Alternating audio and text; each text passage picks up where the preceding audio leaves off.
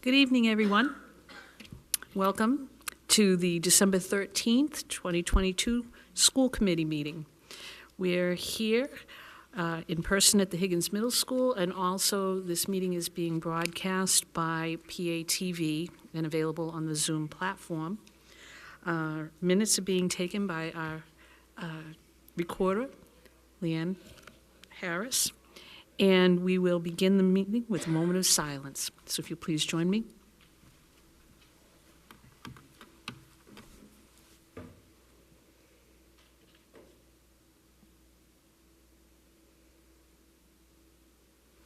And now, if you'll join me in the Pledge of Allegiance. I pledge allegiance to the flag of the United States of America and to the republic for which it stands, one nation, under God, indivisible, with liberty and justice for all.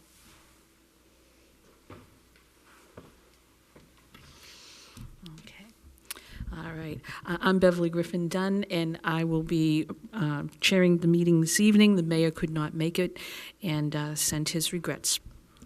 So, regarding the minutes of the November 22nd, 2022 regular school committee meeting, I will be honest, not knowing I was going to chair the meeting, I was going to ask if these could be tabled to our next meeting. There is a section missing from the last meeting's minutes. So they would either need to be amended or adjusted, and if that's okay with you folks, if we could put them off to the next meeting, if someone could make that motion. So moved. Thanks, Mr. Amico. Second, second by Mrs. Carpenter. Thank you. All right. We're going to do the approval of bills. So I will turn this over to Mr. Olympio. I'd like to make a motion to approve warrant number 5218 in the amount of $3,698,541.30 dated December 13th, 2022, subject to audit. Second. We've heard the motion and it's been seconded. Roll call vote. Yes. Yes. Yes. Yes. I'd like to make a motion to approve warrant number 5217 in the amount of $185,891.20 dated December 13th, 2022, subject to audit. Second. The motion has been made by Mr. Olympio, seconded by Mrs. Carpenter. Roll call vote. Yes. Yes. Yes. Yes. We're going to go out of order a little bit right now, and I'd like to invite the Student Advisory Council to step up and give us their report. Thank you, Mrs. Dunn. We are very grateful for our student advisory group today. We have Rafaela Fernandez and we have Roxani Difo Rodos here with Ms. Prouty, who is their advisor. So I'll turn it over to our students. They have a wonderful presentation tonight. Joey Thibault could not be here today.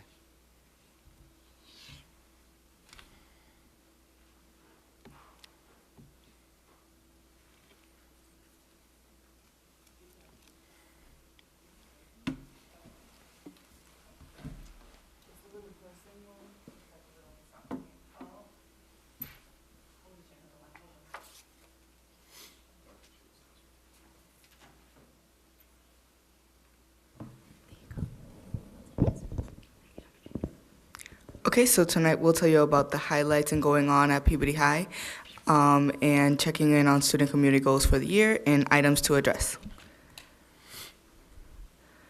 So the winter sports are underway with basketball, boys freshman JV and varsity, basketball girls freshman JV and varsity, gymnastics varsity, ice hockey, boys varsity and girls varsity,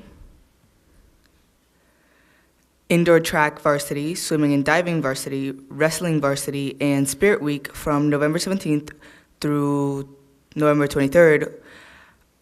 There were many fun teams, and the students really got into it. So Fiddle on the Roof had 3 stellar performances on November 18th through November 20th. Parent-teacher conferences were held on November 17th, and the middle of quarter 2 is tomorrow.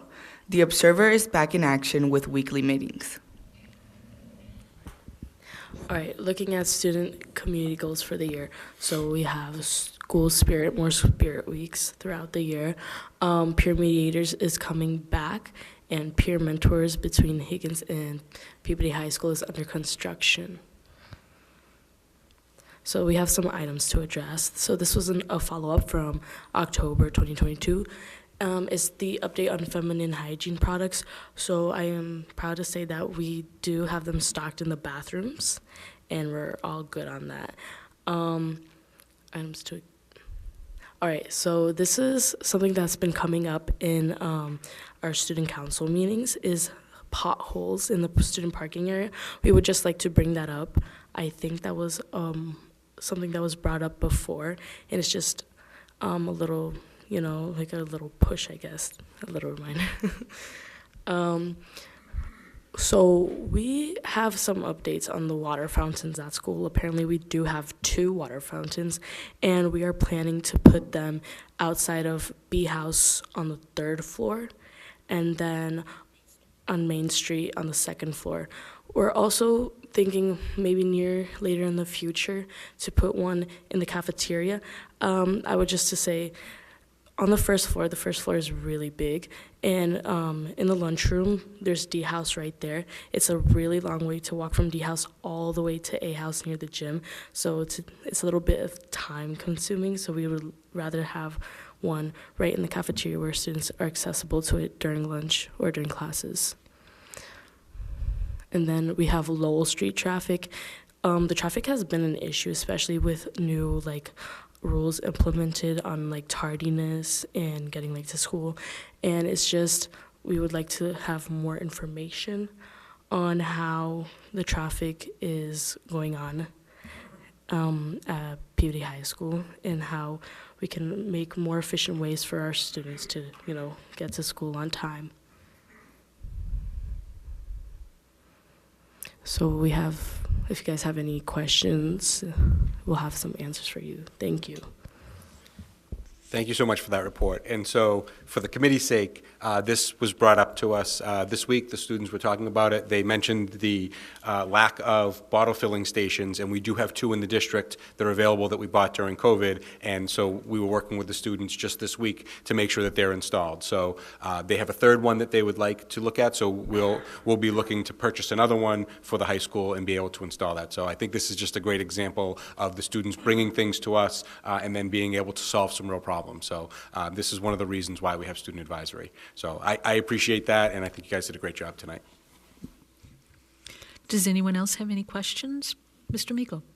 I just want to thank you, too, for being here. We appreciate it. Not so much a question, but just a thought on the Lowell Street traffic.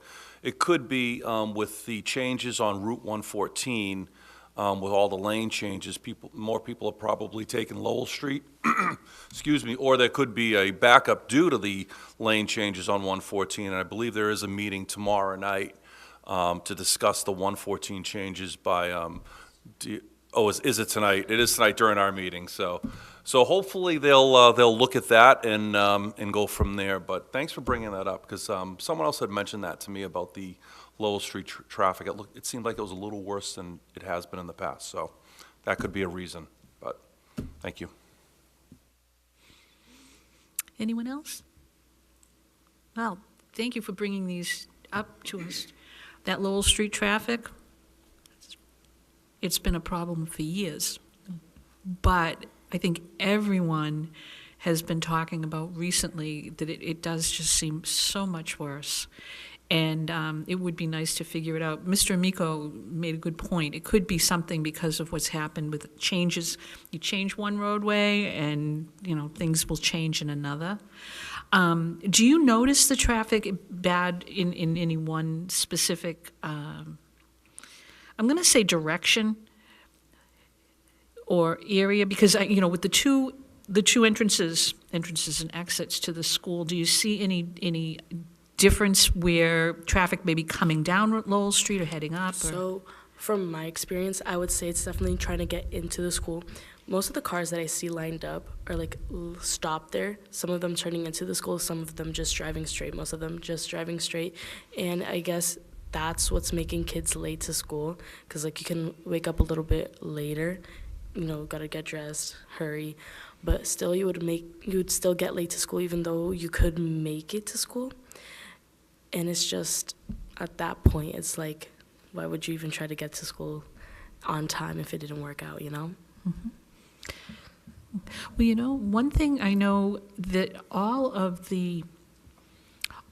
there's a safety committee, a safety task force, and it's looking at all kinds of different things. It's really concentrating on the school areas, but it's looking at traffic throughout the city, crosswalks, patterns, everything. I wish Mr. Swanson was able to be here tonight, and I think he would definitely be able to give us better answers, because this may be something that safety task force is looking at, because that intersection of the two entrances to the high school, they've always been a concern. And if they're going to do any traffic studies or anything, we can actually find out if they're going to look at that, and if not, we could ask if they could do a traffic study in that area just to try to figure out how to make it a little bit better. So it's good that you brought it up.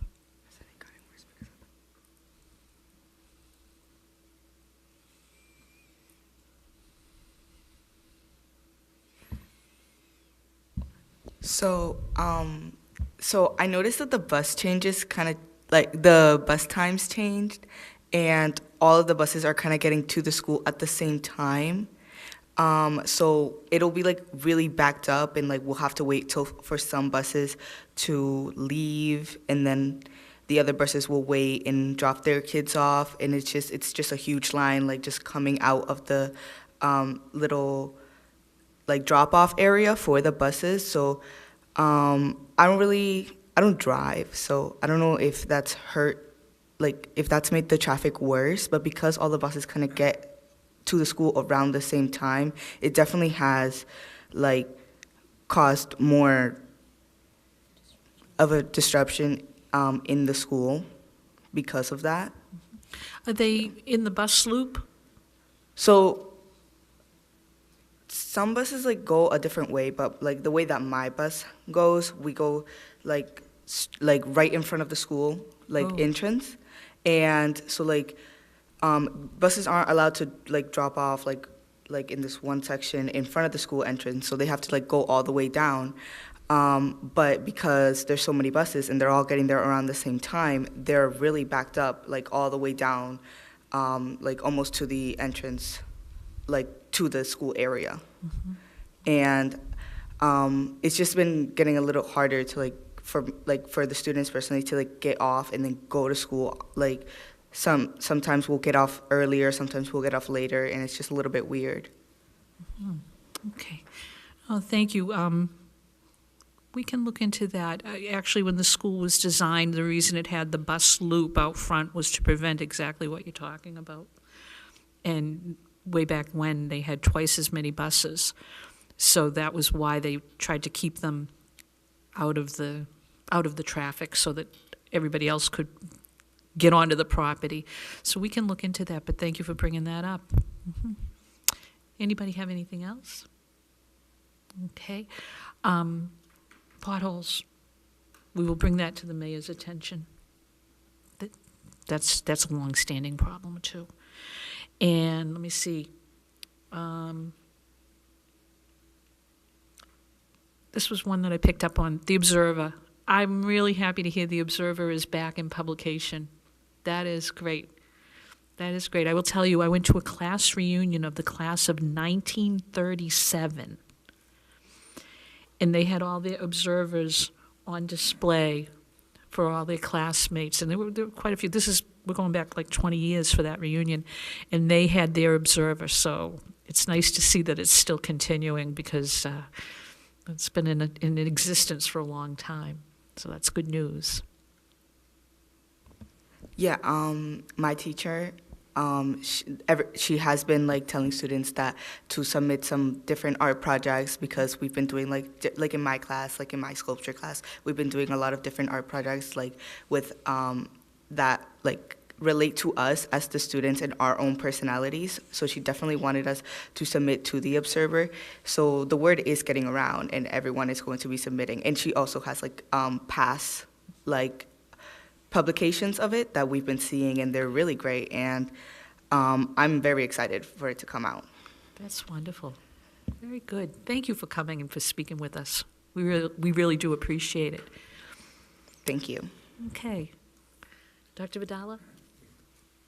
So if you don't mind, if we could continue, we have our fall sports athletes here as well, and so we'd like to welcome them up to receive some recognition as well. So thank you so much.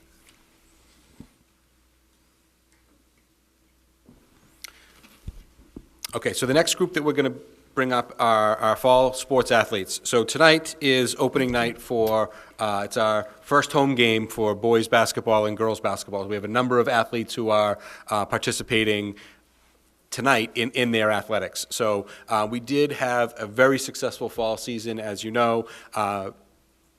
Mr. DeRoches, our athletic director, couldn't be here today because he's at the home game for the girls basketball team. But we had a number of all-conference in all of our sports, as well as League All-Stars. And we also had Coach of the Year in football, Coach Betancourt, as well as the Fenway Bowl recognition for Coach Braz. So we have a number of student athletes here today that could be here. We want to congratulate them on a great season and some very well-deserved recognition.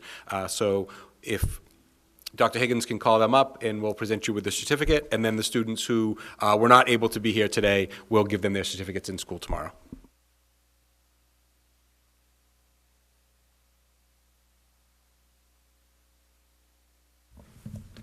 All right.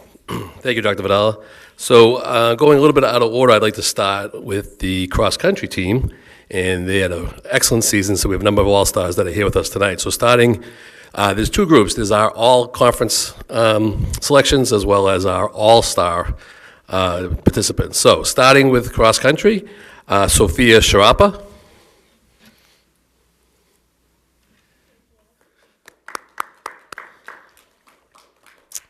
And Dylan Fletcher.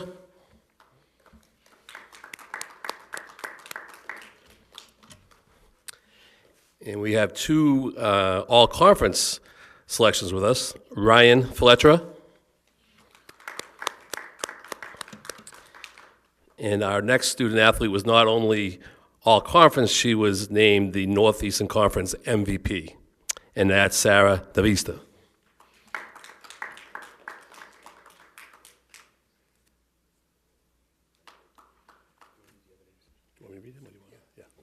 So I'm just going to just go through the other names so we can recognize them publicly, and we will deliver these certificates tomorrow to all the students. So continuing with the cross-country team, Joshua Trelahan, Ava Buckley, and Kaylin Buckley were all-stars.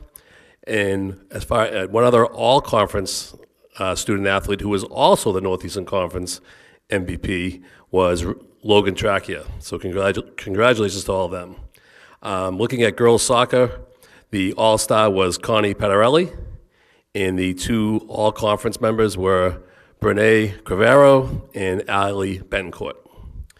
Moving on to boys soccer, the two all-stars were Ryan Elves and Kyle Labeo. Two all-conference selections were Bruno Carrera, and again, another MVP with the boys team is John Aruda. So congratulations to both the boys and girls soccer team. Moving on to football, three all-star selections, Colin Ridley, Dominic Scalise, and Alex Jackson. All conference selections were Danny Barrett, Alan Polino, Jose Lendor, Will Pinto, Eli Batista, Jimmy Festa, and again, we're on a pretty good run here of MVPs. All conference and the Northeastern Conference MVP for football was Shay Lynch. Field hockey, we had one all-star, Siobhan Smith, and one all-conference player, Gianna, DG, and Felice. Golf, we had two all-stars, John Oliveria and Matt Ryder, and an all-conference selection, Ryan Brunette. Volleyball, two all-stars, Lauren Madonka and Lizzie Betancourt. Two all-conference players, Abigail Betancourt and Isabel Betancourt. And for chair, we had a Northeastern Conference All-Star, Abby Mae Nicholson. And we also want to recognize two of our coaches. Coach Mark Betancourt was named the NEC Football Coach of the Year, and track coach Fernanda Braz was recognized, and I believe we spoke about this at the earlier school committee meeting, the Fenway Bowl recognition. So we want to congratulate them, congratulate all of our athletes and coaches on a very successful fall season, and we're looking forward to a successful winter season coming up. So congratulations to everyone. Great. Thank you, Dr. Higgins. And do you want to go back to the regular school committee order and do the Welch School? Sure. Thank you. Thanks, Dr. Vitale. Just a quick update on the MSBA project. The Welch School, of course, it's moving right along. And in our packet this evening, what I've included for you is a copy of the winter snow removal plan, just so folks were aware of it. One area will be covered specifically by city snow removal, and then the consignee construction will also address a separate area where the construction workers all park and how they come down the back sidewalk to the site. We're currently working on plans with some specific parameters on removal of snow from the site, because it is on a regular day, a very, very tight area for traffic, but with the construction, it's really going to be important to have snow removed from the site so that parents and visitors and buses and deliveries, everything can take place in a safe manner during the winter. So we'll get back to you with those details, but I thought you'd want that. We were planning to have a Welch School Building Committee meeting this Thursday, but because there were no pressing issues, we decided to postpone that meeting, and we will just go ahead and have our regular January meeting. So the OAC meetings are still taking place every Wednesday, and those are, again, filled with all kinds of information. Keeping track of what the MSBA wants for paperwork has been a lot of new learning, at least on my part, and the project's going very well. So if anyone has any questions, please feel free, and I'll be happy to answer them. Dr. Vidala, we can go back into your superintendent's report if you'd like. Thank you, Mrs. Dunn. Just three quick items. So today we had the pleasure of going to Essex North Shore Agricultural and Technical School because Governor Baker and Lieutenant Governor Polito were there with their workforce cabinet in order to provide some awards for career and technical education grants. And so we were fortunate enough that we applied for a grant for Peabody Veterans Memorial High School, and we received, we were awarded today $240,856 from the Baker-Polito administration. So they provided grants for 20 career and technical schools. Our grant is for our culinary arts department, which we will be looking to make improvements to the melting pot and then to purchase additional materials to support our students. So we're very grateful for the Baker-Polito administration for continuing this grant. They notified us today that they've put in the budget, there's $100 million in the budget, so that this program will continue for an additional 5 years. So you may recall 2 years ago, Governor Baker came to Peabody High School, and we were able to host and show off some of the culinary arts department and our electronics and engineering. Over the summer, we were awarded a grant for our protective services and criminal justice program. And then today we were awarded another capital skills grant. So we're very fortunate. We continue to apply and get awarded so we can continue to enhance our programs. So this is a great program. Mrs. Dunn was there as well, and they did a really good job with the students. You can see the students in the background here, and 20 schools across the Commonwealth were awarded, and we were fortunate enough to be one of them. I don't know if you want to say anything, Mrs. Dunn. It was a great presentation today. It really was a great presentation. Just hearing the governor speak about what his intention was when he first, it was before he was elected, of what his philosophy was and what he wanted to do. And then once he got into office, how he had his cabinet get together, his workforce development cabinet get together and work on making plans for these capital skills grants.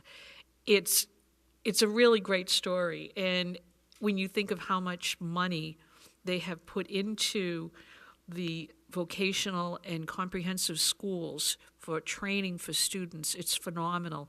But I think one of the biggest takeaways from today was knowing that they made plans and put in place that $100 million to be able to continue this, because it really is so important. You can see the difference it makes. And when you talk to the other vocational schools and their directors, and you hear about, what they've used that money for, I mean, just in Peabody, knowing what a difference it made, it's honestly, I think it's one of the best things that they ever did. It was a fun event. It really was. And I'm very glad that I went, and I'm very glad to have heard that this program hopefully will continue on. Thank you, Mrs. Dunn. Yes, it's a great program, and I know that the Healy-Driscoll administration is very supportive of this. This is something we can all get behind. The Baker-Polito administration has awarded over $200 million since the inception of this program, and it looks like there's another $100 million, and then probably even more. It gets more and more popular, and personally, for us in Peabody, I'm just so grateful that they continue to recognize the comprehensive schools. Not everyone can get into a technical school, and so some kids end up at Peabody High School, and then when they see that they are have access to these great programs, I think it really makes our high school that much better. So I'm very grateful that they're continuing to recognize the comprehensive high schools as well. The next item on my report is Peabody Veterans Memorial High School is doing a field trip to New York City. So in March, the 2nd through the 4th, in your packet, you'll see the application from Mr. Pedersen and Mr. Myers. So our Model UN students will be attending an International Model UN conference, which promotes public speaking, teamwork, problem solving, time management, adaptability, creativity, and leadership. So they'll be leaving on a Thursday and continuing the conferences at the Sheraton in New York City, and it'll continue through Saturday. It's a great program, and again, this is just one of those things that we're so excited to bring back to our students, and another experience where they can work with kids from all over the country and really work on some different international policy and understanding different cultures. So this is a really great thing. So I do believe that the policy is that we bring it to the school committee, and the school committee does need to vote to approve this. And I would definitely recommend that we continue to send our students, and I know the committee is very supportive. Would anyone like to make that motion? Mrs. Carpenter? Thank you. I'd like to make a motion to approve the field trip as presented in front of us for the high school on 3/2/23, and I would just like to add that I noticed that the staff that are running this, two phenomenal staff members, so I know that the students are going to have an amazing time, and this is a wonderful opportunity, and I'm so glad that these are coming back, so that's part of my motion. It's all part of the motion, absolutely. Can we have a second? Second by Mr. Olympio. All right, all in favor? Any opposed? It's a vote. Thank you. Thank you, Mrs. Dunn. And the final item on my agenda for tonight is some updates on school security. So we did talk about the locks at the high school. There were 9 classrooms. We did a double check to make sure that we got them all, and there were a handful more. So I'd like to thank Jim Hafey and his team, and Dr. Higgins and his team for really making sure that we got all of the locks. So we have Hayden Lock has come in, and they've identified all the locks and what the replacements are. So they are set to be installed over December vacation week, and all classrooms will have working locks, as recommended by the committee. So that is definitely something that we're very excited about. We've talked about a project that we've been working on quite some time for school security, and that's the door access, the electronic door access that they have here at the Higgins. So that will be up and running in every school with the exception of the Welch, because the Welch is part of their building project, so that will be a little bit delayed. So when they replace the doors and things like that, they'll have that. But all other schools will be up and running before December vacation. So in the next 2 weeks, So people will be getting new staff badges, so they'll get new staff ID badges, and they'll have door access to the buildings. And that helps us out so that our staff that travels from building to building will just have one keyless entry, and so their IDs will be programmed. Something that's a little bit new that I'm very excited about is this picture here on the bottom of the screen. The 988 crisis and suicide hotline information is on the back of all staff IDs. So there is some legislation that's going to require this on student IDs, which we plan to roll out as well. But there is no legislation about staff IDs, but we thought that our staff should lead the way in this. And so sometimes you'll notice that staff members' IDs flip over, just as, you know, when you're walking down the hall, they might flip over. And so this will be seen on all of our staff badges as well, as a reminder that mental health is important, that we as a staff support our students, but also support each other. This is something that impacts everyone, and we thought that this was something, so we designed this little badge, and it has a QR code, and so if you need some support, you can just click on the QR code and go there. So, and I like the little message, there is hope. It ties right into some of the vision and the theme that we have as well. So this is something that you'll see now on our staff badges and our student badges as we roll out new badges at the start of next year. They'll have these as well. So I would just like to say I appreciate everything our staff has done. I want to say thank you to all of our educators and to all of our families. Wish them a very happy and healthy holiday, as this is our last meeting before the holidays. But before I turn it over to you, just wanted to share that it's been a great start of the school year, and everyone is working very hard, and so I'm very grateful for that. So just wanted to share that, and absolutely answer any questions that the committee may have about this or any other school safety initiatives that we have going on. Very good. Thank you, Dr. Vidala. I think it's a great idea. It's a good spot to put that message. Everybody will carry it with them. It's very visible. Yeah. Mm-hmm. Anyone else have any comments on that? Okay. Okay, that concludes superintendent's report. All right. Thank you. All right. Public participation. Is there anyone that would like to speak? And I know you'll check online for us, Dr. Vidala. And so it looks like there's no one online that has their hand raised, so we can move on. Okay. All right. In our packet, you have the Essex North Shore Agricultural and Technical School Peabody profile. These are issued by Essex North Shore for each of the sending communities, the 17 basic communities. So what it does is it explains the programs, it updates everyone about any new programs that have come in during the year, and gives you some statistics and some numerical information about how many Peabody students are attending, what their grade is, and they're always really good about putting in a photograph of one of our students. This year, the featured student is a future electrician, Mason Claflin from grade 11. So I'd be happy to answer any questions if anyone has anything. This is really a very consolidated presentation about our own community, but it is to give you some information if anybody ever called you and wanted to know something about Essex North Shore. And again, the City Council also received a copy of this as well.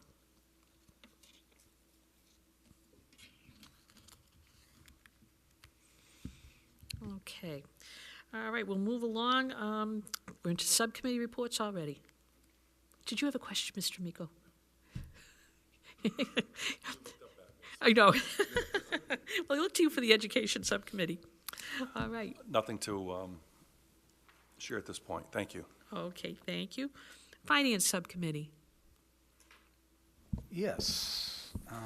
I would like to make a motion that the school committee ratifies the contract of the paraprofessionals for the period of September 1st, 2022 through August 31st, 2025.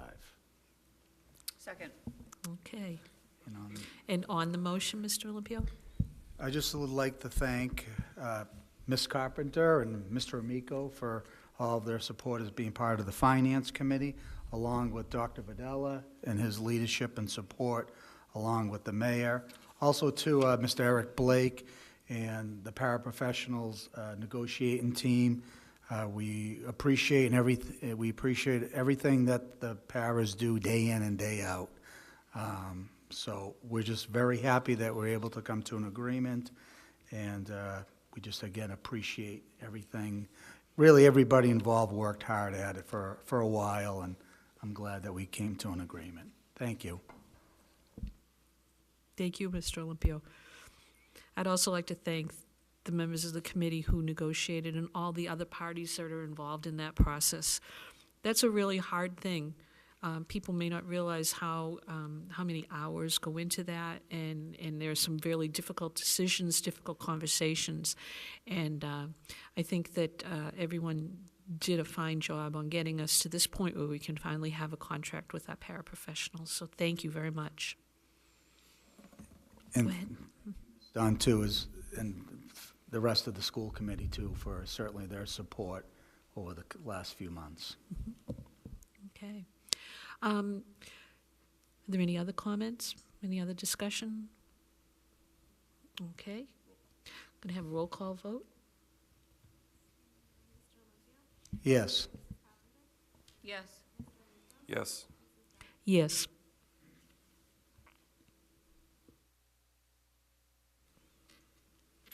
Okay. Report from the School Safety Subcommittee. I will actually kind of merge that into my special education. Very good. Okay. Athletics and Wellness. I guess I'll take that since Mr. Hockman and Mrs. Swanson are not here.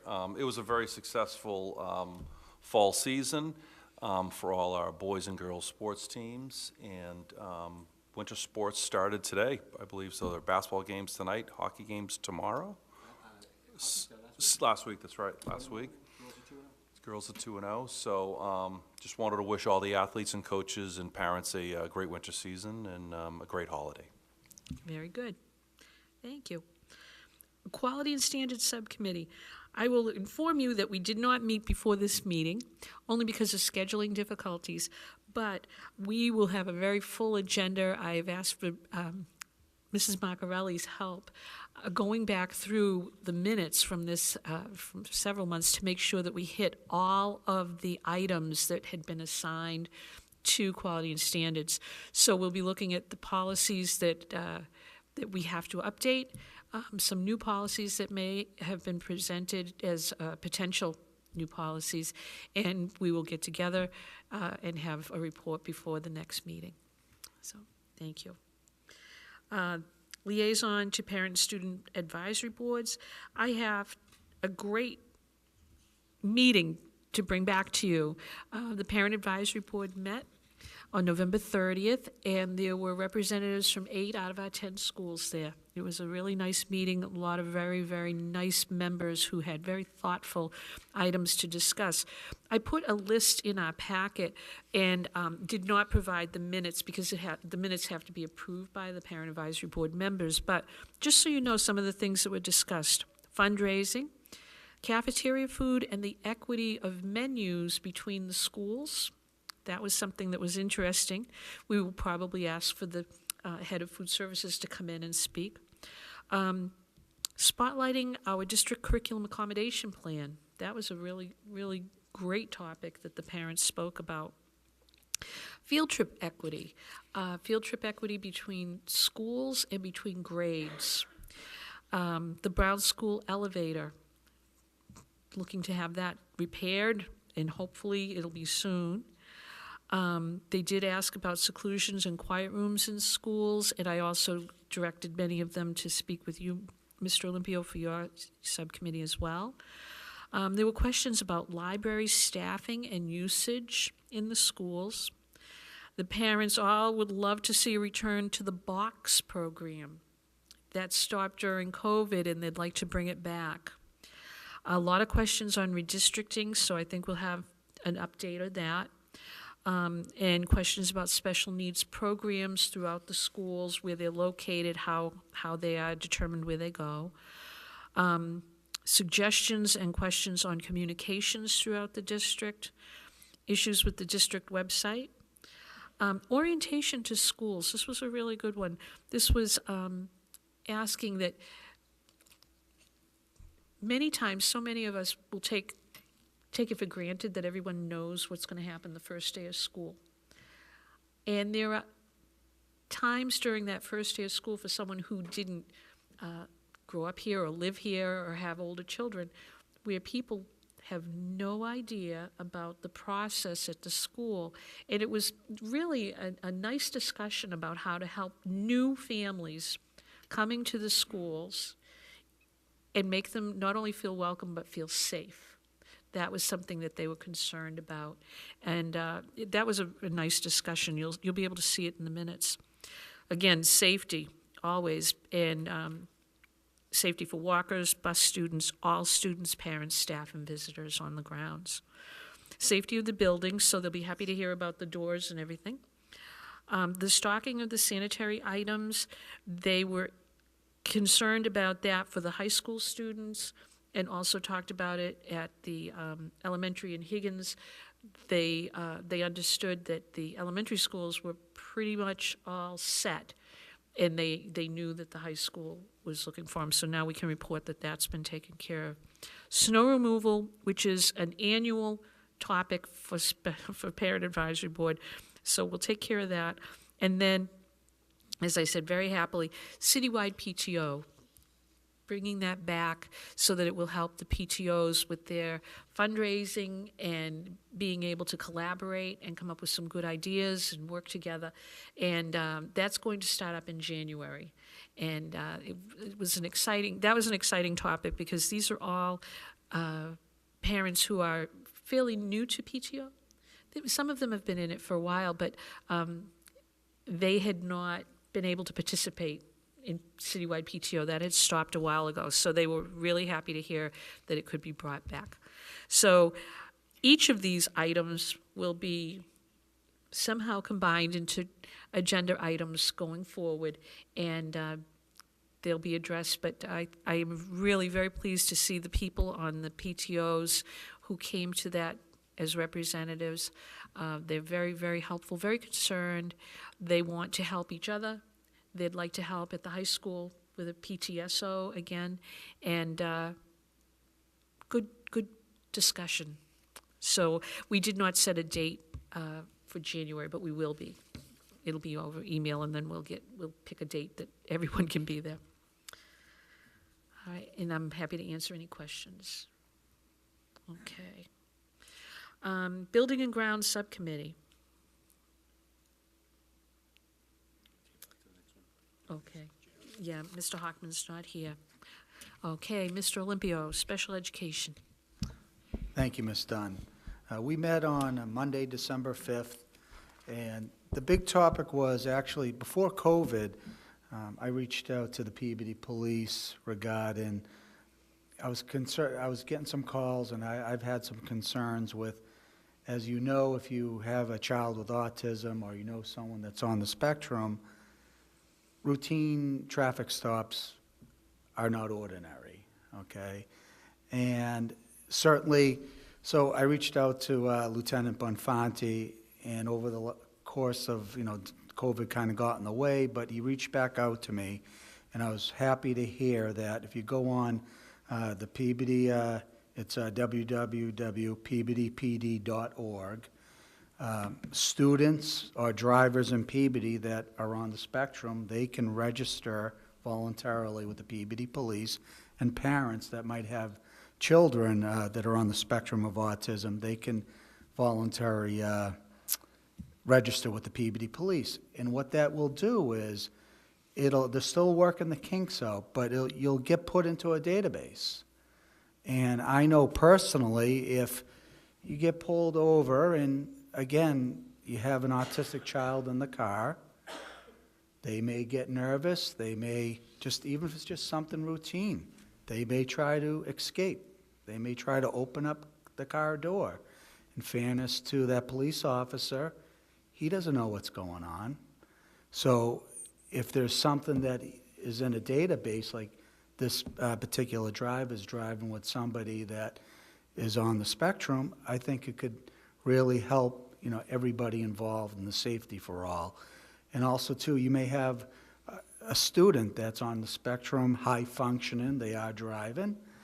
And I know somebody in my family in another town, he was just lost driving. and a police officer pulled them over, and they handled it well, but I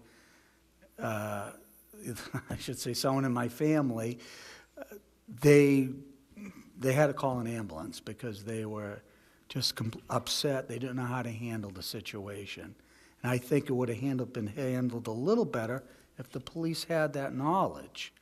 They eventually figured it out real soon, so they did a real fantastic job, but at least I think the more information that a police officer has, in my opinion, it's better for everybody. So nothing is routine, but I would encourage, I know I'm going to do it personally, to certainly register with the Peabody Police. I think you can upload some information, and I believe that, again, if you're driving in other cities and towns, I do believe that it will be shared. And again, you're in a strange place, you get pulled over, and again, if you're driving with a child that just doesn't react like, somebody think you would, again, fairness to the police officer, they see a child getting out of their seat, making a move in the car. I just think that it's certainly a wonderful program, and I'm glad that the Peabody Police has taken this initiative. Thank you. Thank you, Mr. Olympio. That's really great. I had no idea they were doing that, but you're right. It's a necessity nowadays. We see far too often there are tragedies that happen, and it's not anyone's fault. It's just someone reacts differently than what the police are trained for. So this could really save some lives. And certainly the Peabody Police that's part of their training now. They made that very clear. So again, kudos to them, and just really about keeping everybody safe, and certainly would not want any unfortunate incidents. So check it out on their website, and again, they're working out some kinks, but certainly a great step in the right direction. Well, they've always been very supportive. Yeah. For the autism awareness. They even had their special patches. Right, and actually you'll be able to, I think they're going to be passing out, like you can put it on your seatbelt. So that's another thing that I certainly encourage people within my scope, that if you live in other cities and towns and they don't have this type of program, I mean, I know on our cars we have a little symbol. Just any little bit helps, I feel. So, yeah. That's great. Thank you. Okay. Mrs. Carpenter. Thank you, through the chair, to Mr. Olympio. Thank you for bringing that up. That's a wonderful program. And I'm wondering if we can collaborate somehow and put that information on our school website, so that there's a link there so that families know that they can go here to register for that, kind of get the word out a little bit more. I think that would be great. What a wonderful program. Thank you, Mr. Olympio. That's a great idea, Mrs. Carpenter. Mr. Miko. Thank you, Mr. Olympio, and thank you for all that you do for our special ed department, our special ed parents, and autism in general. You're a real champion, you and your wife, for that terrible disease. So thank you. In addition to what Ms. Carpenter said, I think we should probably get in touch with Senator Lovely's office as well, because as Mr. Olympio was speaking, I was thinking about, what if he's driving in Wakefield or Melrose or, somewhere on the South Shore? Are they doing this as well? This might be something that, I'm sure someone is thinking about it, but if not, maybe we can bring it to the state level, and Senator Lovely would be someone that we could probably write a communication to see what she thinks about this. It's another good idea. Thank you. Yeah. That's all. Thank you. Okay. Liaison to City Council and Legislative Delegation. Thank you. I don't have anything to report, but because I do have the floor, I just want to say thank you to the Brown School children and staff who send us our annual Christmas card and candy cane. It is very appreciated, and happy holidays to them and all the other schools as well. It is really nice of them to do that. Mr. Miko. I don't know where to fit this in, but since Ms. Carpenter sort of fit this in, Dr. Vidal had mentioned happy holidays to all our staff, so I just wanted to extend that same thing to our staff. In my 22 years of education and teaching, for most people it is a happy holiday, but for some it's not. And I just wanted to ask our staff, our parents, anyone in the community, if you see someone struggling, please tell someone about it, whether it's an adult or a city member that can help out. Also, we have some great organizations that are helping out during this time. Citizens In, NASCAP, No Child Goes Hungry, Peabody Ed Foundation, the North Shore Children's Museum. If you have the means, please donate to those great causes. Help people out because, like I said, not for everyone, it's not happy. Some people are struggling, so this is a great community, and if we can all come together and help people, that would just be a little bit easier to get through the holidays. So, thank you. Agreed. Thank you.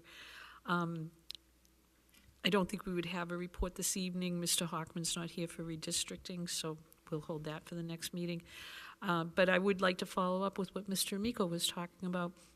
I have been so impressed to see what goes on in the schools with all of the people who are trying to make the holidays happy for others, and the generosity and thoughtfulness of the staff and families who are helping others. It's absolutely amazing when you look at all those efforts, and it really does make a difference for a lot of people. And I think we are surrounded by some really generous and thoughtful people. So thank you for bringing that up. Okay, we have no new business, and any items can be brought up in the course of business for our next agenda. Our next meeting will actually take place next year. January 9th will be the midterm inaugural at City Hall. That is open to the public, and I know it will be broadcast. That's at 7 p.m. And the next evening, Tuesday, January 10th, will be our first meeting of 2023. So until that time, I think we can adjourn.